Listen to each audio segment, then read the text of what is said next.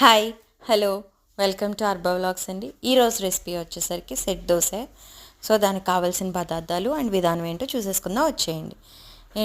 ఏంటంటే ఫస్ట్ దానికి ముందుగా మనకి మినపప్పు తీసుకొని ఒక కప్పు, ఏదైతే కప్పు చూపిస్తున్నానో ఆ కప్పు అంత మినపప్పు తీసుకొని అదే కప్పుతో 3 గ్లాసులు రైస్ అనేది తీసుకొని అండ్ కొంచెం మెంతులు వేసుకొని నానబెట్టేసుకోవాలి, కడిగేసుకొని.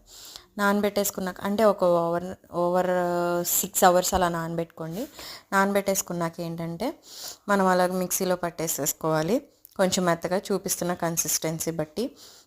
ఓకేనా. ఈ లోపల ఏంటంటే ఒక 10 మినిట్స్ ముందు, అంటే మనం ఏదైతే మిక్సీ పట్టుకుంటున్నామో ఆ బ్యాటర్ పట్టుకోకముందు ఒక 10 మినిట్స్ ముందు అదే కప్పుతో, ఏదైతే కప్పు మినపప్పు తీసుకున్నామో ఆ కప్పుతోనే అటుకులు అనేది తీసుకోవాలి. తీసుకున్నాక అది కూడా విడివిడిగా మిక్సీ పట్టుకోండి, ఎందుకంటే అప్పుడే మనకి సెట్ దోశకి కరెక్ట్గా కావాల్సినంత కన్సిస్టెన్సీలో ఆ బ్యాటర్ అనేది వస్తుంది.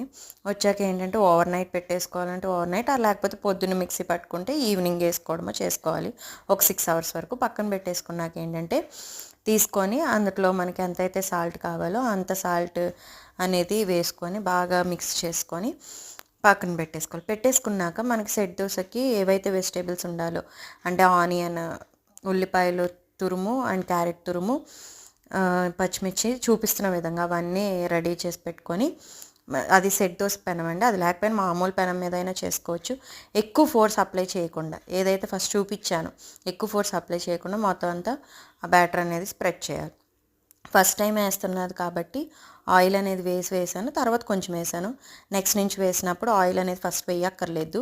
సో అలా వేసాక ఏదైతే వీడియోలో చూపిస్తున్నానో అలాగా తురుముకున్న ఆనియన్స్, ఉల్లిపాయలు అండ్ క్యారెట్, కొత్తిమీర అది వేసుకొని అండ్ జీలకర్ర వేసుకొని తిప్పేసుకొని రెడీ చేసేసుకోవడం అంతే. చాలా సాఫ్ట్గా, ఎక్కువ కూడా ఆయిల్ అక్కర్లేదండి. నేను చెప్తున్నా కదా, ఫస్ట్ వేసినప్పుడు మాత్రమే అలాగా వేసాను, తర్వాత నుంచి ఏం అక్కర్లేదు. అలాగే సెట్ దోశ అనేది రెడీ అయిపోయింది. చాలా రుచిగా ఎంతో బాగుంటుందండి. సో ట్రై చేసేయండి మీరు కూడా. దాంతోపాటు మనకి పప్పు చట్నీ, అదే పల్లీ చట్నీ అయినా సరే, అండ్ లేకపోతే కొబ్బరి చట్నీ, ఇప్పుడు దీనికి చూపిస్తున్న కొబ్బరి చట్నీ అయినా సరే చాలా సూపర్గా ఉంటుంది.